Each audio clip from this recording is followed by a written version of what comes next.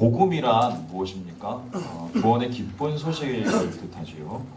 그런데 바울은 이 복음, 이 부활의 구원의 기쁜 소식을 본문에서 아주 간결하고 명확하게 정리를 하는데요. 바로 예수 그리스도의 십자가 죽음과 부활이 곧 복음이다라고 이야기를 하고 있습니다.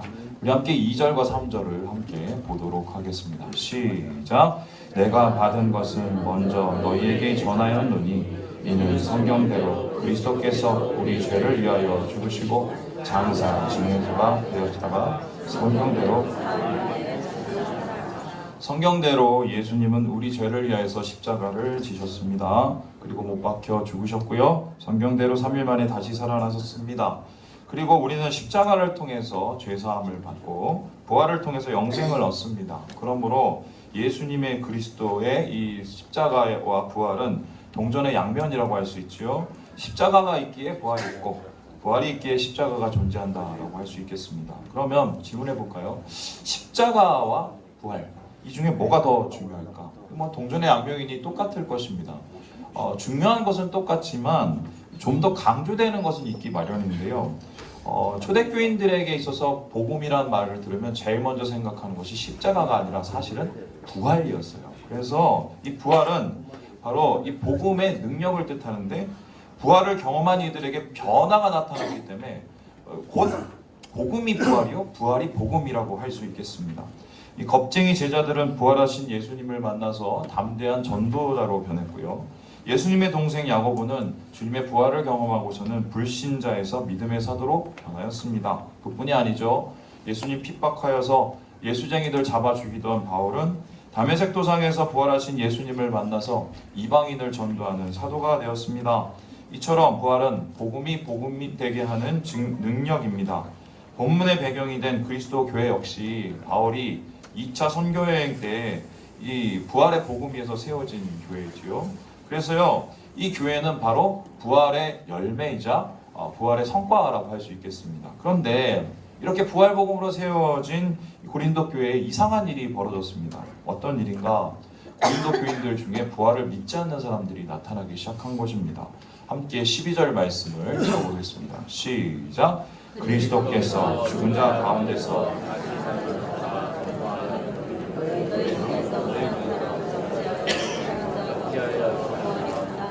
어떻게 예수 믿는 사람이 부활을 안 믿지? 그런데 그런 일이 있었어요. 그리고 그 수가 적은 수가 아니었던 것 같습니다. 문제는 이들이 교회에 악영향을 미치고요, 혼란을 불러일으켰다는 것인데요. 그렇다면 바울이 잘못 가르쳤나? 분명히 바울은 보고 들은 대로 가르쳤고요, 제대로 가르쳤습니다. 십자가 위에서 죽으시고 사흘 만에 살아나신 예수님을 그대로 전했을 뿐이거든요. 그런데 왜 그들은 부활을 믿지 않게 되었을까? 이런 말도 안 되는 결과가 나타난 것인가? 이 바울 서신 전체에 흐르는 이 불신의 경향들을 살펴보면요, 이러한 모습을 파악하게 되는데요. 예수를 믿어도 자아가 깨지지 않았기 때문이에요. 그러니까 자기의 사고의 틀과 생각의 틀과 이전에 살았던 옛 사람의 틀이 깨지지 않은 상태에서 예수를 믿었기 때문에 여전히 그 모습이 살아있었기 때문에 복음이 왜곡되고 부활이 변형되기 시작한 것입니다. 자, 그렇다면 고린도 교인들에게 나타난 이 부활의 잘못된 신앙, 잘못된 이 부활의 모습은 어떤 모습이었을까? 한 3가지 정도로 살펴볼 수 있겠는데요. 첫 번째 태도가 뭐냐면 회의론적 시각입니다. 다시 말해서 죽은 자는 절대로 못 살아난다. 내 상식과 지식 안에서 어떻게 죽은 사람이 다시 살아나겠냐는 것입니다. 상당히 과학적이긴 하지요. 근데 당시에 실제적으로 예수님의 빈 무덤에 대해서 많은 사람들이 의문과 불신을 품었습니다. 그래서요, 예수님이 사실 죽은 게 아니라 잠시 십자가 올라가서 의식을 잃었다가 내려오고 나서 의식이 다시 깨어나갖고 이게 살아나신 거다. 그러니까 죽은 게 아니라 그냥 잠시 그냥 정신 잃었다 깨어났다, 이렇게 생각하는 분들도 있고요. 아니면 여인들이 다른 사람 무덤 찾아가서 거기서 예수를 찾으니 어떻게 찾겠냐라고 생각하는 사람도 있었습니다. 또 뿐만 아니라 제자들이나 도둑들이 예수 시신을 숨겼다고 얘기하면서 이 빈 무덤과 예수의 부활 자체를 불신하는 경향들이 있었어요. 어쩌면 당연한 의심이지요.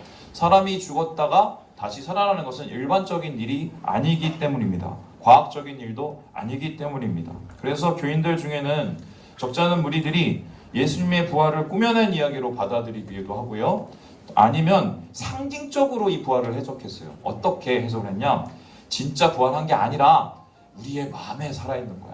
우리 예수는 우리의 마음에 살아있는 거야. 그 정신. 뭐 이런 식으로 한마디로 미화시키기 시작을 했는데요. 오늘날로 말하자면 자유주의 신학자들이라고 하겠습니다. 그러나 성경에는 이런 부활은 없습니다. 예수님은 분명 다시 살아나셨고 죽음을 이기시고 승리하셨습니다. 우리가 믿는 부활은 인간의 상식과 지식을 초월한 것이지요. 실제적으로 지식과 과학이 말하지 않는 것을 초월하는 것이 바로 부활이며 신앙이라는 것 아니겠습니까? 그래서 이들의 신앙, 이거 잘못된 신앙이라는 겁니다. 두 번째 나타나는 이들의 잘못된 틀이 뭐냐면 이원론적 사고였어요. 이게 무슨 소리냐? 이원론이라는 것은 뭐냐면 구분하는 건데요. 거룩한 것, 거룩하지 못한 것. 그 다음에 거룩한 것에는 영혼, 거룩하지 못한 더러운 것은 육신. 이렇게 구분하는 것이에요. 그래서 세상의 모든 것을 이렇게 두 개로 구분을 합니다. 교회는 거룩하고 집은 세상은 더럽고 이렇게 구분을 하는데요. 이 사람들의 생각은 이제 육신학하고 영혼 선하다는 헬라 철학에 근거를 합니다. 그런데 이 철학에 따르면 육신이 죽는 것은 어떤 의미냐? 영혼이 해방된다고 생각을 했어요. 그러니까 더러운 육신이 죽고 선한 영혼이 살아나서 이 해방된 영혼이 이상적인 세계, 저 유토피아를 향해서 돌아간다고 믿는 이 사고가 이원론적인 사고였습니다. 이 사람들은 일종의 이제 영지주의자였는데요.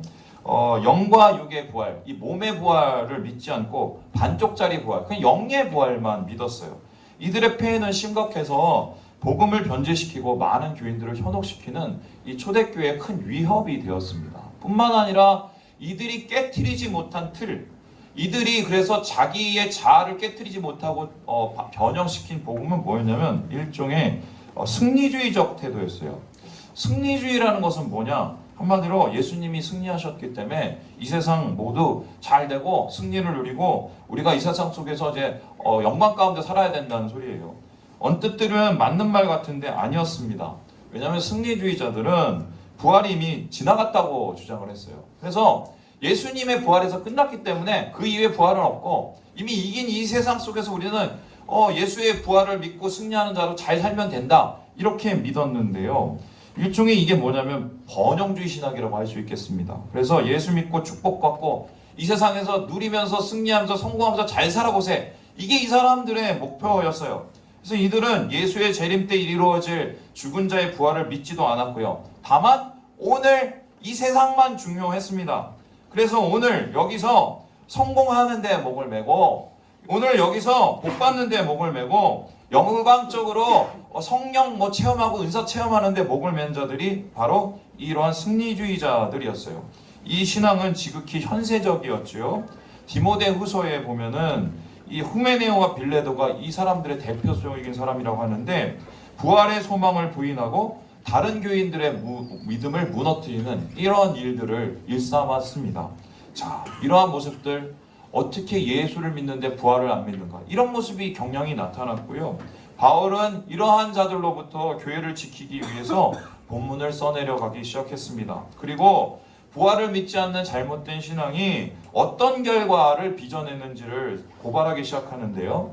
이 바울의 열심과 고발이 2000년이 지난 지금에는 그냥 이렇게 절박하게 다가오지 않을 수 있겠어요.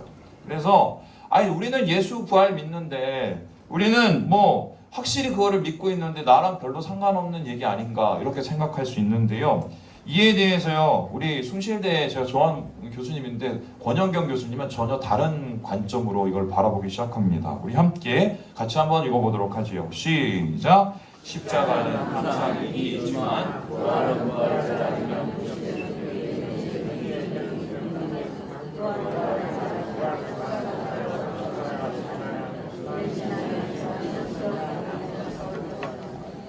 우리는 어려울 때 힘들 때 십자가 앞에 갑니다. 주님 아파요 힘들어요 위로를 얻고 나 대신 맞으시고 나 대신 죽으신 주님 앞에 우리가 쉼을 얻지요. 그리고 죄짓고 삶이 엉망이 되면 다시 예수님의 십자가로 나갑니다. 주님 내가 죄를 졌어요. 삶이 엉망이 됐어요. 그래 내가 용서해주마. 죄 씻음을 받고 다시 회개하고 다시 살아가게 됩니다. 여러분 이거는 틀린 신앙이 아닌데요. 문제는 이것만 하면은 문제가 많은 신앙이에요. 왜입니까? 그리스도인은 십자가를 지나서 부활로 향해야 되기 때문입니다. 진짜 부활을 믿으면 죄를 짓고 회개해도 죄를 짓고 회개하는 데서 끝나지 않고 변화받게 됩니다. 뭔가 개선되게 돼요. 지쳐서 넘어져도 위로받은 다음에 거기서 끝나지 않고 뭔가 새로운 일들과 새로운 길로 나아가게 됩니다. 무한반복 도돌림표. 망가지고 또 가고 망가지고 또 가고 죄 짓고 또 가고 이런 것에 머무는 신앙은 부활에 나아가는 신앙이 아닌 거예요. 그래서 부활을 믿는 신앙은 반드시 변화를 동반하고요. 이러한 변화는 오늘 우리의 삶 속에서 나타나게 되는 것입니다. 그래서 저는 이 본문에서 바울이 이 고발을 하고 있어요. 이 부활을 잘못 믿을 때 어떤 이 병폐가 나타나는지 이러한 바울의 진단을 바라보면서 내 안에는 우리 안에는 그러한 모습이 없는지 나는 정말 예수의 부활을 믿고 사는 게 맞는지 내가 믿고 살고 있다면 내 안에 뭐가 지금 막히고 뭐가 문제라 지금 이러한 능력이 안 나타나는지 좀 이걸 진단해 보려고 하는데요. 이 바울의 말씀, 오늘 본문의 말씀을 통해서 제대로 된 부활 신앙이 무엇인지 그리고 그렇지 않은 신앙은 무엇인지를 우리가 함께 살펴보려고 합니다. 본문에서 바울은 부활을 제대로 믿지 않는 병든 신앙을 세 가지로 분석을 해요. 다시 말해서 이 세 가지 신앙 속에 우리의 모습이 있다면 우리는 지금 부활을 제대로 믿지 않고 있고 잘못된 신앙을 가지고 있다는 건데요. 그 첫 번째가 뭐냐? 다름 아니라 가자미 신앙입니다. 가자미 신앙. 가자미 신앙. 여러분 가자미 눈을 보세요. 가자미 눈이 몇 개예요? 두 개예요. 그런데 두 개가 있으면 뭐예요? 한 군데만 바라봐요. 저는 옛날에 가자미가 이렇게 가는 줄 알았더니 이렇게 가더만요. 절대로 한 군데만 바라보고 땅은 못 봐요. 그래 놓으니까 어떻습니까? 이 가자미는 한마디로 이 시각에 한 곳에 치우쳐 있습니다. 여러분 함께 19절의 말씀을 같이 한번 읽어보겠습니다. 시작! 만일 그리스도 안에서 우리가 바라는 것이 다만 이 세상의 삶뿐이면 가자미는 한쪽밖에 못 봅니다. 마찬가지로 가자미 신앙은 시각이 치우쳐 있습니다. 다가올 세상에는 별로 관심이 없고 눈앞의 세상만 존재합니다. 이들은 세상에서 승부를 보려고 하고 눈앞의 일에서만 성공을 거두려고 합니다. 세상 속에서 축복받고 또 일어서고 눈으로 보고 귀로 들으며 손으로 만지는 현세적 신앙에 치우쳐 버립니다. 물론 구원은 이미 이루어진 것이 사실입니다. 하나님 나라가 우리 가운데 있는 것은 사실입니다. 하지만 이미 임한 하나님 나라는 아직 완성되지 않았습니다.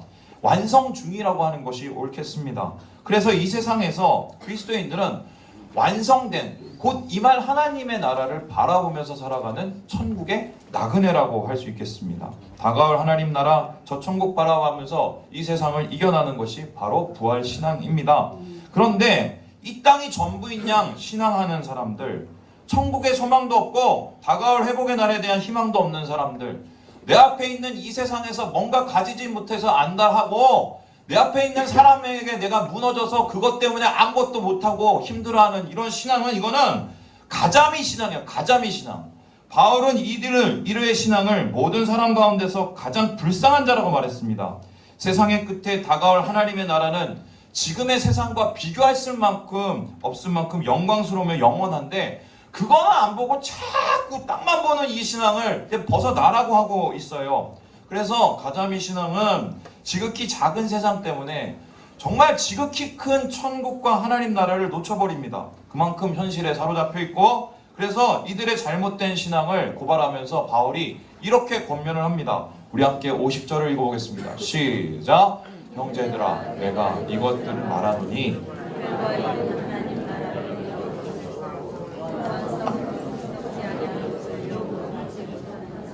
혈과육을 위해서 구하는 것 이거 쓸데없다는 거예요. 썩을 것 위해서 살아가는 것 이거 진짜 신앙 아니라는 것입니다. 부활을 믿지 않는 것이라는 거예요. 그런 부활은 없습니다. 부활을 믿는 자는 세상이 아니라 천국을 사모합니다. 비록 이곳에서 얻지 못할 수도 있고 채울 수 없을 수도 있고 성취되지 못할 수도 있어요. 하지만 실망치 않습니다. 왜입니까? 완전한 나라 하나님의 세상이 우리에게 올 때 우리는 그곳에서 얻고 구하고 찾을 것이기 때문입니다. 가자미 신앙, 던져버려야 될 신앙, 세상에서 눈을 돌려서 하나를 바라볼 때 이 신앙으로부터 우리가 탈출하게 된다고 오늘 고백을 합니다. 두 번째, 바울이 경고하는 잘못된 신앙, 부활을 믿지 않는 신앙은 무엇인가? 우리 한번 따라볼까요? 쭉정이 신앙. 쭉정이 신앙이에요. 쭉정이 신앙은 뭐냐? 예수는 믿어도 열매는 없어요. 겉만 번지르하고 내용은 아무것도 없습니다. 이런 신앙, 잘못된 신앙, 부활 믿지 않는 신앙이라고 얘기합니다. 우리 함께 14절의 말씀을 읽어보겠습니다. 시작! 그리스도께서 만일 다시 살아나지 못하셨으면 그러면 초대교인들은 전도와 선교에 누구보다도 힘썼습니다. 구제와 봉사에 누구보다도 헌신적이었습니다. 그 이유가 무엇일까요? 어차피 다시 살아날 것이기 때문이었습니다. 예수님께서 부활의 첫 열매가 되셨으니까 나 역시 예수님처럼 다시 살아날 것을 믿었습니다. 그래서 이 세상의 삶이라는 것은 무엇이냐? 잠깐의 삶이고 저 하나님 나라와 하나님의 그 부활한 그 세상 속에서 그것을 준비하기 위한 준비 기간이자 통로가 바로 이 세상의 삶이라고 생각했기 때문이에요. 그래서 초대교인들에게 교회는 부활을 증거하는 공동체였으며 주일은 부활을 함께하는 소망의 날이었습니다. 그래서 이 부활 신앙은 항상 살아있었습니다. 살아있었기 때문에 많은 세상 사람들에게 환영받지 못했습니다. 거부당하고 핍박받는 일이 다반사였고요. 그럼에도 불구하고 이들은 무너지지 않았습니다. 세상에 매몰되던가 현실에 안주하지도 않았습니다. 오히려 그렇게 조여들수록 더 주의 일에 힘썼습니다.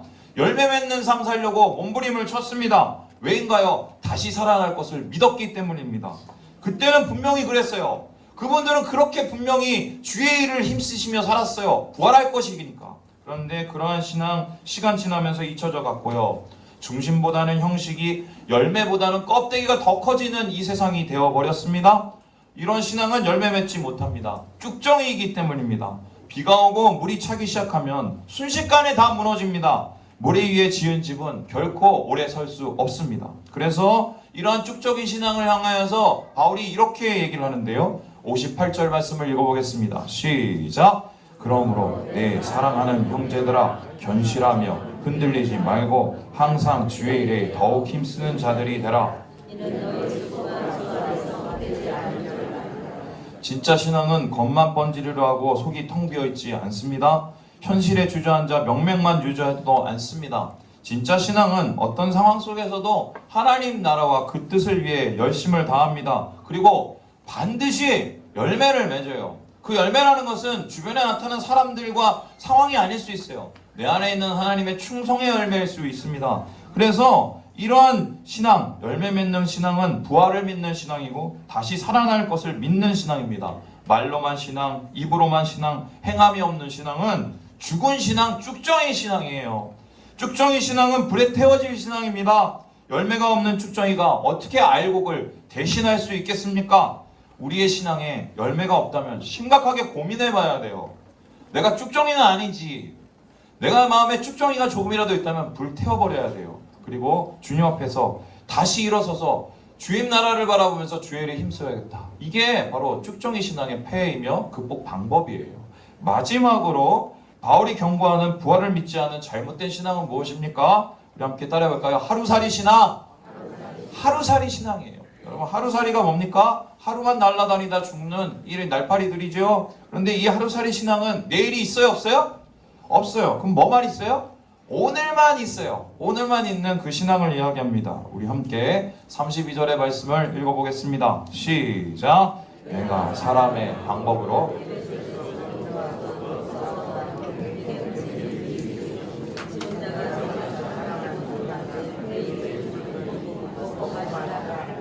여러분 한번 질문을 해볼게요. 하루살이가 왜 하루만 사는 줄 아세요?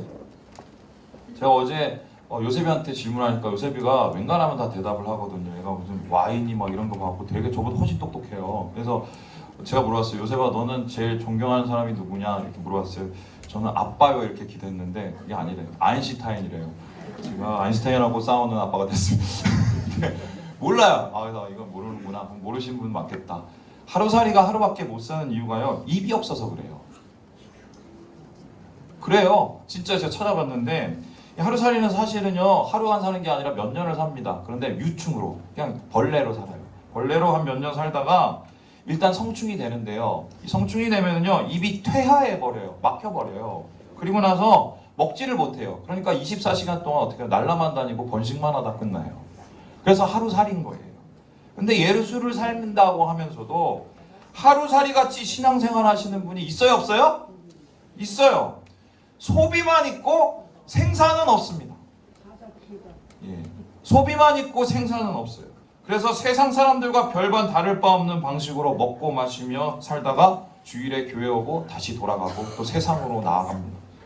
마치 오늘이 전부인 양, 내일은 없는 양 죽을 듯이 소비만 하고 사는 신앙. 이거 하루살이 신앙이라는 거예요. 그러나 부활을 믿는다는 것은 무엇입니까? 오늘을 사는 게 아니라 내일을 사는 거죠. 왜요? 주님이 언제 오세요? 내일 오시기 때문이에요. 내일 오면 또 주님이 언제 오세요? 또 내일 오세요. 우리는 내일을 삼고 기다립니다. 그래서 세상 사람들과 별반 다를 바 없이 이 세상을 오늘 먹고 마시며 살다가 이렇게 사는 모습, 이거 한마디로 주님이 원하는 신앙 아니고요.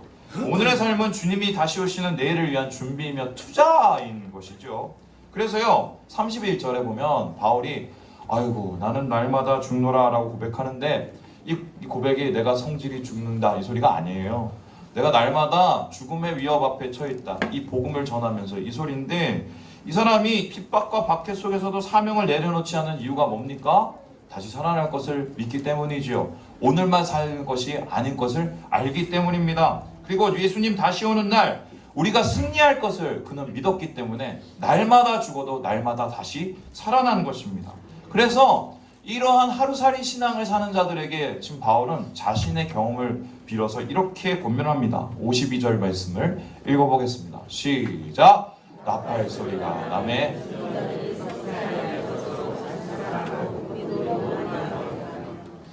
부활을 제대로 믿으면 절망적인 방탕이나 세속적 집착에 빠질 수 없습니다. 현실의 고난에 낭망하여 믿음을 포기하지도 않습니다. 부활신앙은 고난을 이깁니다. 넘어져도 다시 일어섭니다. 왜요? 우리가 다시 살아날 것이기 때문입니다.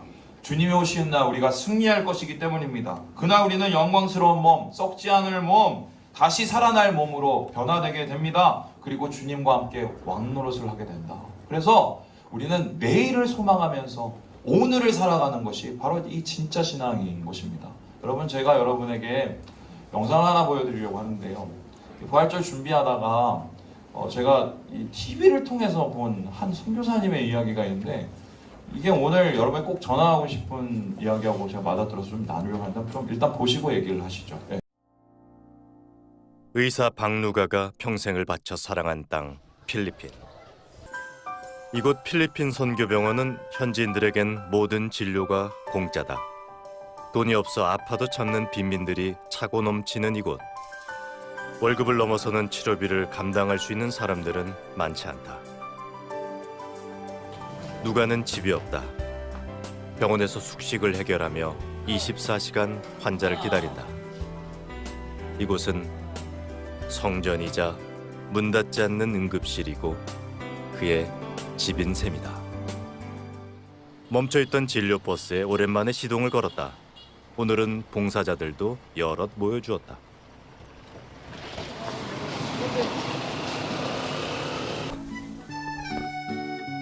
누가 그를 말릴 수 있을까? 그에게 오늘은 주님이 주신 새 하루인 것을. 뭐야, 어디다? 연고 없나, 연고. 늘 피부병을 달고 사는 아이들.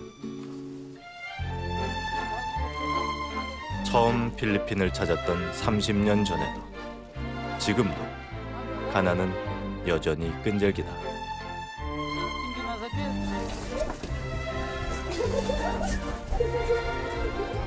열도 있네.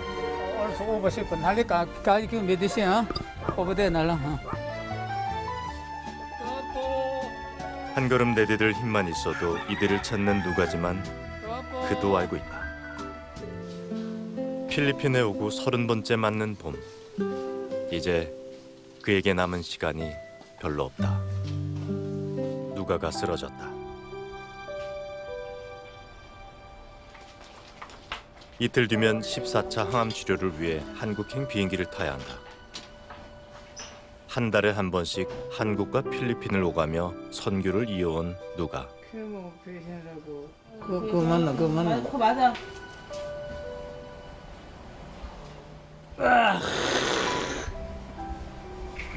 항암 치료와 선교 둘 다 포기하지 않는 그를 두고 사람들은 미쳤다고 했다. 면역 수치가 낮아 여전히 항암 치료는 무리다. 병실 안의 시간은 느리게 흐른다. 한편으로는 두렵다기보다는 좀 조바심이 나는 거지. 지금도 내가 갔으면 한 명은 정도는 또 생명을 살릴 수 있었을 건데, 내가 또 여기 이분을 보는 바람에 그 누가 또 한 명이 죽을 수도 있단 말이야.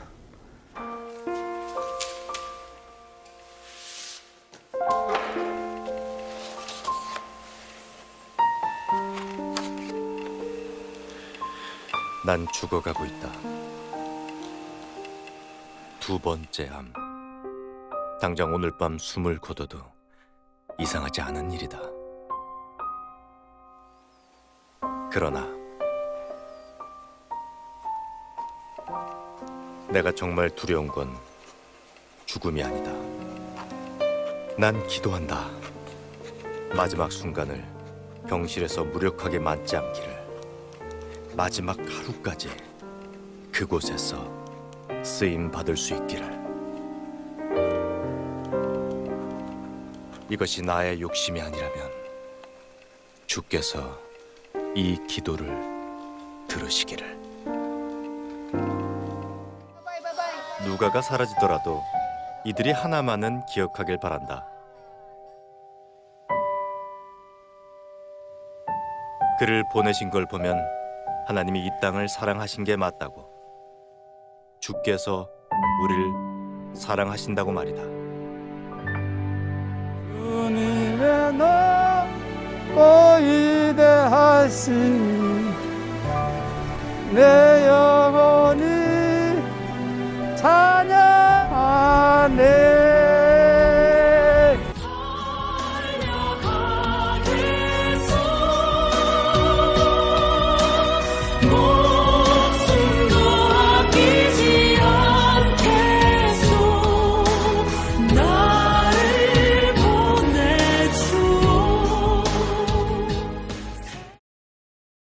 선교사님이 마지막 순간까지 병상에서 힘들었던 것은 죽음이 두려운 게 아니라요, 두고 온 이 필리핀의 생명들 때문이었다고 합니다. 그리고 죽어가는 그 순간까지 하나님 찬양하는 것 또한 그들을 위해서 기도하는 것을 잊지 않았다고 전하더라고요.